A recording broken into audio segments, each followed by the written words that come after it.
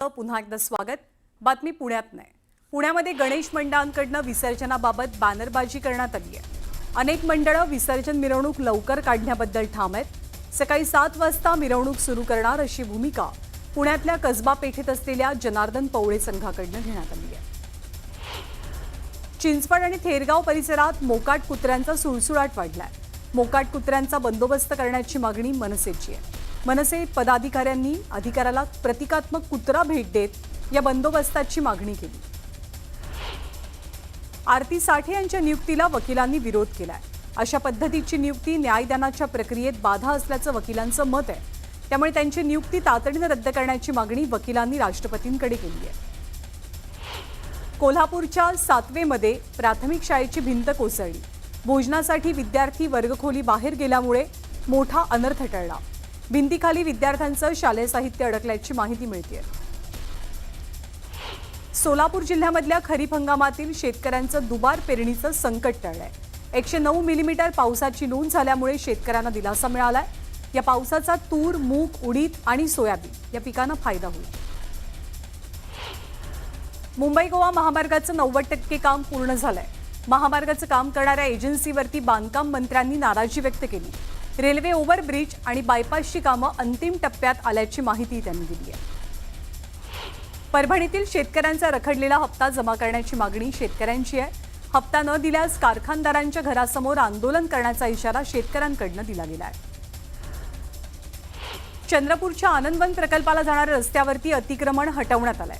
नागरिकांच्या तक्रारीनंतर ही कारवाई झाली आहे। दरम्यान अतिक्रमण धारकांनी कारवाईला विरोध दर्शवत पर्यायी जागा उपलब्ध करून देण्याची मागणी केली आहे।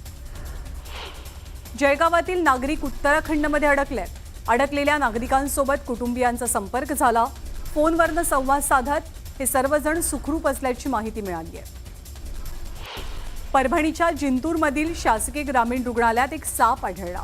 यामुळे रुग्णालयात भीतीचं वातावरण पसरलं। दरम्यान नागरिकांनी साप पकडून त्याला नैसर्गिक अधिवासात मुक्त केलं। दिल्लीमध्ये राहुल गांधींच्या निवासस्थानी इंडिया आघाडीची बैठक पार पडणार आहे आणि इंडिया आघाडीच्या बैठकीला विविध नेत्यांची उपस्थिती आहे। उद्धव ठाकरे सुद्धा याच बैठकीसाठी दिल्लीत आलेले आहेत आणि त्या बैठकीच्या ठिकाणी पोहोचल्याची माहिती मिळते। उद्धव ठाकरे यांच्यासोबत आदित्य ठाकरे, रश्मी ठाकरे, संजय राऊत आणि मिलिंद नार्वेकर सुद्धा उपस्थित आहेत। तर राष्ट्रवादी काँग्रेसकडून शरद पवार आणि सुप्रिया सुळे इंडिया आघाडीच्या बैठकीला हजेरी लावतात। लोकसभा निवडणुकीनंतर प्रत्यक्ष होणारी इंडिया आघाडीची ही पहिलीच बैठक आहे। आगामी काळात देशभरातल्या विविध राज्यात निवडणुकांचं बिगुल वाजेल, तर महाराष्ट्रातही पालिका निवडणुका होणार आहेत। त्या दृष्टीनं आजच्या बैठकीला महत्त्व आहे। पुढची बातमी हिंगोलीतनं। हिंगोली जिल्हाधिकारी कार्यालयासमोर गेल्या 22 दिवसांपासून आदिवासी विद्यार्थ्यांनी साखळी उपोषण सुरू केलंय। आदिवासी समाजासाठी राज्यात विशेष पदभरती सुरू करण्याची मागणी त्यांची आहे। दरम्यान 9 ऑगस्टला महाभरती मोर्चा काढला जाईल। खालिद का शिवाजी या चित्रपटाच्या विरोधात शिवप्रतिष्ठान हिंदुस्थान संघटना आक्रमक झाली आहे। चित्रपटातनं छत्रपती शिवाजी महाराजांचा चुकीचा इतिहास मांडला जातोय असा आरोप केला गेलाय। या चित्रपटाच्या प्रदर्शनाची परवानगी देऊ नये अशी मागणी जोर धरते। जळगाव तहसील कार्यालयामध्ये विविध योजनांच्या लाभासाठी महिलांना नाहक अडचणींचा सामना करावा लागतोय। तहसील कार्यालयामध्ये तासनतास ताटकळून सुद्धा कामं होत नसल्याचा आरोप केला गेलाय। तातडीने या समस्या सोडवाव्यात अशी मागणी महिला वर्गाची आहे। वर्ध्याच्या देवळीमध्ये व्हीव्हीपॅटच्या मागणीसाठी नागरिकांनी आंदोलन पुकारलं। स्थानिक स्वराज्य संस्थेच्या निवडणुकीमध्ये व्हीव्हीपॅट मशीन अनिवार्य करण्याची मागणी करण्यात आली आहे आणि यासाठी युवा संघर्ष मोर्चानं तहसीलदारांना निवेदन दिलंय। पुण्यामध्ये मूलभूत अधिकार संवर्धन कृती समितीनं जिल्हाधिकारी कार्यालयासमोर आंदोलन पुकारलं। पोलिसांनी मुलींना मारहाण केल्याच्या आरोपानंतर गुन्हा दाखल करण्याची मागणी या आंदोलनातनं करण्यात आली आहे। जळगावच्या अमळनेर येथील तालुका महाविकास आघाडीच्या वतीनं दिव्यांग बांधवांच्या विविध मागण्यांसाठी आंदोलन करत उपविभागीय अधिकाऱ्यांना निवेदन सादर झालं। विधान परिषदेवरती राज्यपाल नियुक्त दिव्यांग आमदार असायला हवा अशी मागणी यावेळी केली गेली। दिव्यांग बांधवांना वेळेत पेन्शन देण्याची मागणी सुद्धा केली जाते। सोलापूरमध्ये कुरेशी समाजाच्या आंदोलनाला शेतकऱ्यांसह सामाजिक संघटनांनी पाठिंबा दिला। डॉक्टर बाबासाहेब आंबेडकरांच्या पुतळ्यापासून ते झेडपी समोरच्या पूनम गेटपर्यंत मोर्चा निघाला। या मूक मोर्चाच्या ठिकाणी मोठा पोलीस बंदोबस्तही तैनात होता। बीड जिल्ह्यामध्ये अजित पवारांच्या हस्ते हरित बीड अभियानाचा शुभारंभ झाला। एकाच दिवशी 30 लाख झाडांची लागवड करण्यात आली। मोठ्या संख्येने विद्यार्थ्यांनी या कार्यक्रमात सहभाग घेतला। महाराष्ट्रभरातल्या बातम्यांचा आढावा घेतल्यानंतर बुलेटिनमध्ये आता वेळ झाली इथेच थांबण्याची।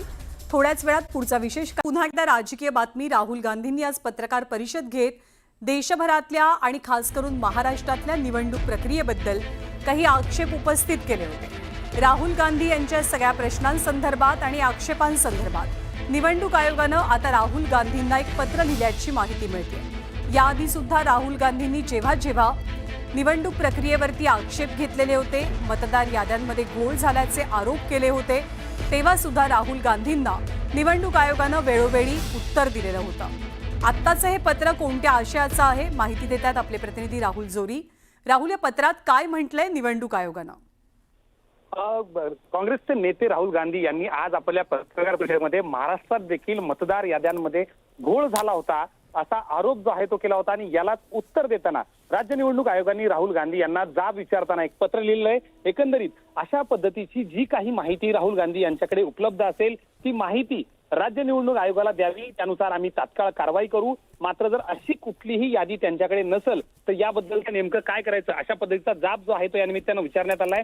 एकंदरीत राज्य निवडणूक आयोगानं काँग्रेसला देखील 2024ची ऑगस्टमध्ये मसुदा यादी जी आहे ती मतदार यादी देण्यात आली होती। याच सोबत सप्टेंबर 2024 मध्ये देखील काँग्रेसला हीच मतदार यादी ती आहे देण्यात आली होती आणि त्यावेळी कोणताही आक्षेप जो आहे तो काँग्रेसनं घेतला नाही। मात्र आजच्या पत्रकार परिषदेमध्ये थेटपणे राज्य निवडणूक आयोगावर आक्षेपार्ह विधानं करताना राहुल गांधींनी जे वक्तव्य केलं होतं त्याला अनुसरून आता राज्य निवडणूक आयोग हरकतीमध्ये आलेले आणि एकंदरीत आतापर्यंत जी भूमिका राहुल गांधी यांनी घेतली होती त्यानुसार आपण आता याबद्दलचे पुरावे जर आपल्याकडे काही असतील तर ते द्यावेत अशी विनंती करणारं पत्र जे आहे ते त्यानिमित्तानं दिलं। एकंदरीत बघितलं तर राज्य निवडणूक आयोगानं या पत्रामुळे आता काँग्रेस आणि राहुल गांधी नेमकं काय भूमिका घेत आहेत, केवळ हवेत आरोप होते की प्रत्यक्षपणे राहुल गांधी किंवा काँग्रेस यामध्ये पुरावे देखील सादर करते हे देखील पाहावं लागेल। मात्र राज्य निवडणूक आयोगानं आजच्याच पत्रकार परिषदेनंतर तात्काळ दखल घेत राहुल गांधी यांना लिहिलेलं पत्र येत्या काळात राजकारणाचा महत्त्वाचा मुद्दा ठरू शकतो। सर्वात महत्त्वाचं म्हणजे मुख्यमंत्री देवेंद्र फडणवीस यांनी वारंवार राहुल गांधी असेल, काँग्रेस असेल आणि मतदार यादीवर आक्षेप घेणाऱ्या किंवा संपूर्ण निवडणूक प्रक्रियेवर आक्षेप घेणाऱ्यांना त्यावेळी योग्य ते आणि आजही मुख्यमंत्र्यांनी राहुल गांधींना उत्तर दिले। त्या पाठोपाठ राज्य निवडणूक आयोगानं सुद्धा राहुल गांधी यांना एक पत्र पाठवत काही गोष्टींचा एक प्रकारे जाब विचारलाय। राहुल या पत्रावरती काय उत्तर देतात हे आपल्याला पाहावं लागेल। धन्यवाद या सगळ्या माहितीबद्दल। आणि यानंतर आपण बातम्यांचा घेणार आहोत वेगवान आढावा। कबुतरांना अन्न पाणी देण्यास कोर्टानं बंदी कायम ठेवली आहे। नागरिकांचं आरोग्य महत्त्वाचं असल्याचं निरीक्षण कोर्टाकडनं नोंदवलं गेलंय, तर कबुतरांसाठी पर्यायी जागेचा विचार केला जाऊ शकतो असंही कोर्टाचं मत आहे। तज्ज्ञ समितीच्या अहवालानंतर पालिकेनं योग्य निर्णय घेण्याचा आदेशही यावेळी दिला जातोय।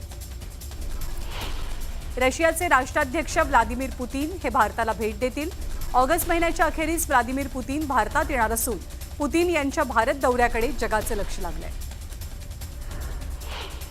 खालिद का शिवाजी हा सिनेमा उद्या प्रदर्शित होणार नाही। खालिद का शिवाजीच्या दिग्दर्शकाला सेन्सॉर बोर्डानं नोटीस पाठवली आहे आणि हा चित्रपट उद्या प्रदर्शित होणार नसल्याचं कळवलंय। खालिद का शिवाजी चित्रपटाच्या नावावर अनेकांचा तिळपापड झाल्याचं अमोल मिटकरींनी म्हटलंय। तर प्रशांत कोरटकर आणि राहुल सोलापूरकर महाराजांबाबत अपमानास्पद बोलले होते, तेव्हा आत्ताचे हे महंत नेमके कुठे गेले होते? खालिद का शिवाजी चित्रपटाच्या विरोधावरनं अमोल मिटकरींनी हा सवाल उपस्थित केला। वंचित बहुजन आघाडीचे अध्यक्ष प्रकाश आंबेडकरांना जामीन मंजूर झाला। कोरोना काळामध्ये श्री विठ्ठल रुक्मिणी मंदिर उघडण्यासाठी प्रकाश आंबेडकरांनी आंदोलन केलेलं, तर 15,000 रुपयांच्या जातमुचलक्यावरती याच प्रकरणी त्यांना जामीन मिळालाय। पुणे ड्रग्ज रॅकेट प्रकरणी अटकेत असलेले प्रांजल खेवलकरांबाबत राज्य महिला आयोगाच्या अध्यक्षा रुपाली चाकणकरांनी खळबळजनक आरोप केले। खेवलकरांच्या मोबाईलमध्ये महिलांचे आक्षेपार्ह अवस्थेतले जवळपास 1479 फोटो आणि 252 अश्लील व्हिडिओ सापडल्याचं चाकणकरांनी म्हटलंय। राज्यासह परराज्यातनं महिलांना बोलावून आणि महिलांचा परराज्यात व्यापार करून लैंगिक शोषण झाल्याचा गंभीर आरोप चाकणकरांनी केला. सोबतच महिला अनैतिक शोषण आणि खराडी रेव पार्टी प्रकरणी SIT स्थापन करावी अशी मागणी त्यांनी केली आहे. रोहिणी खडसेंमुळे प्रांजल केवलकरांना टार्गेट केल्याचं म्हणत एकनाथ खडसेंनी चाकणकरांचे आरोप फेटाळले. पुराव्यांशिवाय आरोप करणं चुकीचं असल्याचंही एकनाथ खडसे म्हणाले. महाराष्ट्रामध्ये 40 लाख संशयास्पद मतदार असल्याचा आरोप केलाय राहुल गांधींनी. मतदार याद्यांमधला घोळ दाखवत राहुल गांधींनी निवडणूक आयोगावर हल्लाबोल केला. महाराष्ट्रात 5:30 वाजल्यानंतर मतदान वाढल्याचा त्यांचा आरोप आहे. 2024 साली 5 प्रकारे निवडणुकांमध्ये मतांची चोरी झाल्याचा आरोप राहुल यांचा आहे. अनेक राज्यात एकाच नावाच्या व्यक्तीनं मतदान केल्याचंही ते म्हणाले. तर भाजप आणि निवडणूक आयोगानं मिळून मतांची चोरी केल्याचा आरोप त्यांनी केलाय. बीडमध्ये पहिल्यांदाच धनंजय मुंडे, सुरेश धस आणि संदीप क्षीरसागर हे एकाच व्यासपीठावर आले. अजित पवारांच्या उपस्थितीत व्यासपीठावर या नेत्यांची उपस्थिती होती. ऊसतोड कामगारांच्या मेळाव्यानिमित्त हे नेते एकत्र आले होते. मंत्री गिरीश महाजन देहरादूनमध्ये दाखल झालेत. उत्तराखंडमध्ये अडकलेल्या पर्यटकांच्या बचाव कार्यासंदर्भातला आढावा ते घेतील. गिरीश महाजन महाराष्ट्रातल्या पर्यटकांच्या कुटुंबियांच्या संपर्कात असून मुख्यमंत्री फडणवीसांच्या सूचनेनंतर महाजन मदतीसाठी रवाना झालेत. भाजपच्या नेत्या आणि माजी खासदार नवनीत राणा यांना पुन्हा जीवे मारण्याची धमकी मिळाली आहे. सोशल मीडियावरती रील तयार करून नवनीत राणांना ही धमकी देण्यात आली आहे. या प्रकरणी अमरावतीच्या राजापेठ पोलीस स्थानकात तक्रार नोंदवली जाते. हिंगोलीमध्ये विद्यार्थ्यांची वाहतूक करणाऱ्या ऑटो रिक्षाला 10,000चा दंड आकारण्यात आलाय. यामुळे रिक्षाचालकांनी संतोष बांगरांकडे तक्रार केली. यानंतर बांगरांनी RTO अधिकाऱ्यांना फोन करत जाब विचारला. दरम्यान बांगरांच्या फोन कॉलचा व्हिडिओ व्हायरल झालाय. लंडनवरून आणलेली शिवकालीन वाघनखं आणि शिवकालीन शस्त्र प्रदर्शनाची राष्ट्रीय स्वयंसेवक संघाचे सरसंघचालक मोहन भागवतांनी पाहणी केली. नागपुरातील मध्यवर्ती संग्रहालयात ठेवलेली वाघनखं पाहण्यासाठी दाखल होताच औक्षण करून मोहन भागवतांचं स्वागत केलं गेलं. साताऱ्याचे पालकमंत्री शंभूराज देसाई यांनी जिल्हाधिकाऱ्यांच्या दालनातला फोन पत्रकार परिषद सुरू असताना उचलला. दरम्यान जिल्हाधिकारी समजून समोरच्या व्यक्तीनं 7/12 दुरुस्तीच्या कामाबाबत तक्रार केली. तर पालकमंत्र्यांनी याविषयी तात्काळ तोडगा काढावा आणि प्रश्न सोडवावा असं म्हटलेलं आहे. सांगली जिल्ह्यातील ड्रग्जविषयी खूप काही गोष्टी आता नियंत्रणात आल्यात. यापुढे जिल्ह्यातल्या गुन्हेगारीचा आलेख कमी करण्यासाठी येत्या सप्टेंबर महिन्यापर्यंत गाव पातळीवर तंटामुक्त समिती प्रभावी करणं हा उद्देश असल्याचं सांगलीचे पालकमंत्री चंद्रकांत पाटील यांनी म्हटलंय. दिल्लीमध्ये जयदीप कवाडे यांनी भारताचे सरन्यायाधीश भूषण गवईंची भेट घेतली. या भेटीदरम्यान महाराष्ट्रातल्या विविध प्रश्नांवरती चर्चा झाल्याची माहिती आहे. महाराष्ट्रभरातल्या अन्य काही घडामोडींचा आढावा आपल्याला घ्यायचा आहे, पण तुर्तास थांबतोय छोट्याशा ब्रेकसाठी.